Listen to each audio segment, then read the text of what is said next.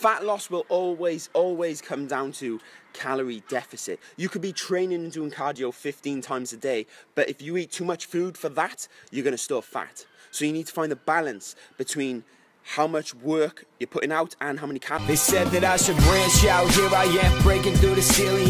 Riding this, I felt uncomfortable with crazy. Yo, what's going on? So in follow-up to the intermittent fasting video I did, the gain muscle while losing fat video, click this if you haven't seen it already.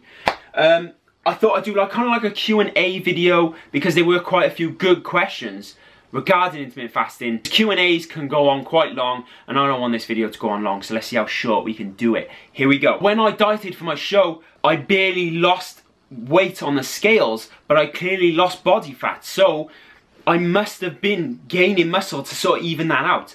I've done intermittent fasting for a long time and been in a deficit for a while, and I definitely feel that I have gained muscle while in a deficit. So I think you should try it and see if it works for you, but I do think it's definitely possible because of the times of day you're eating. If you're gonna burn your fat in the first half and then think of it as post-workout, you're having all the calories then, your deficit calories post-workout, your muscles are gonna have more than enough to fuel themselves to heal and grow bigger than they were before. This is a tough one because it depends on how you deal with the energy levels. I work out, so I weight train, do a little bit of 20 minutes post-workout cardio sometimes with that, and in the morning I do fasted morning walks. So I'm doing all that in my fasted period, and the energy levels don't seem to be a problem for me, and I'm intermittent fasting at that time. If obviously you're doing a job where you're building and you're constantly lifting stuff all day, maybe you'll find that you want the energy, but when you're intermittent fasting, your energy levels level out and you find that you don't actually get as tired and dip as much as if you were relying on food. And because you're kind of doing all this physical labor during the day while you're fasting, you could actually end up burning a lot more fat, so it would definitely be worth trying. This is definitely one of the downsides that some people can find with intermittent fasting. If you already struggle to hit your calories, even whether it's on a diet or not, then you're probably going to struggle even more to hit those calories if you've only got a smaller window to eat in. So for you, it probably wouldn't be worth doing until you get used to hitting your calories. Yes, they are, as long as there's no calories in them. BCAAs, I forgot to mention in the other video, are definitely okay to have during a fast because they're already in their purest form, so your body doesn't need to break them down. It just shuttles it through the blood to the muscles where it needs to go. Pre-workouts. I make my own pre-workout cocktail, as you've seen. Click this video if you haven't. I get all the ingredients individually and have what I feel is the best to have. And all these ingredients are pure, so there's no calories in those. So it's okay for me to have this during my fasting time. But if you're buying a pre-workout that's already made for you in a tub or in a packet, they tend to add in some calories and sugar to these for flavor and stuff like that, and even carbs for energy. So check the packet first. If there's 0 calories, yes, you can have it while fasting. If there's calories in it, no, you can't. Not necessarily, this is down to the person. I work out fasted, I cardio fasted, and I definitely increase my strength. You've seen from my photos on Instagram that, you know, I can gain a good physique with good muscle mass. So no, you don't have to have carbs. No, you don't have to have food to fuel your workout.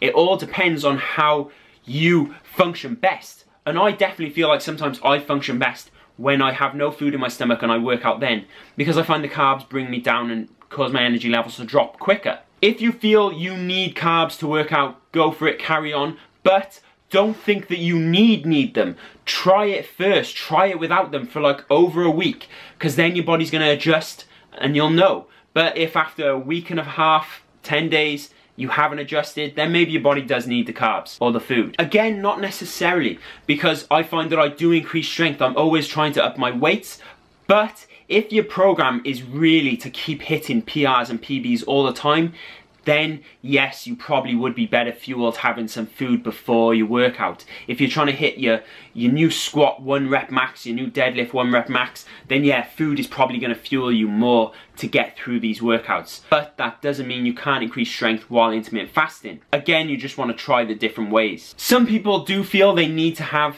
breakfast in order to function for the day. This is all down to the person. I'm saying that I don't have it and I do just fine and I work out fine.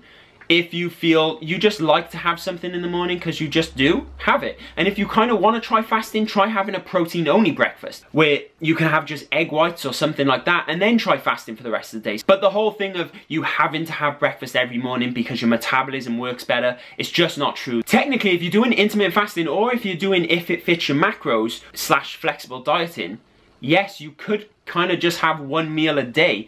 You would still burn the fat because you're in a calorie deficit, but there's only so much your body can actually use up at one time, so a lot more of that meal might get put to waste and you might just, you know, shit it out. So that's why if you spread it over the day a little bit more or over the last part of the day, it's got more chance of being used up. Yeah, a calorie deficit means you're gonna lose weight. Intermittent fasting is just a method for making the diet a lot more tolerable and enjoyable. So for me, I still get to eat foods I enjoy while on a fat loss diet. Whereas if I spread now over the whole day, even though I was still on a calorie deficit, I just wouldn't enjoy the way I'd have to eat smaller meals spread out all the time. It just wouldn't be enjoyable. There's loads of different methods that work, so it comes down to what suits your lifestyle. If you actually starve yourself, then yes, your body can cause you to store the fat for longer. But when we're intermittent fasting, we're not technically starving because our body can go for those 8 to 16 hours without food and it's not starving yet because it knows it can just get the energy from your fat stores.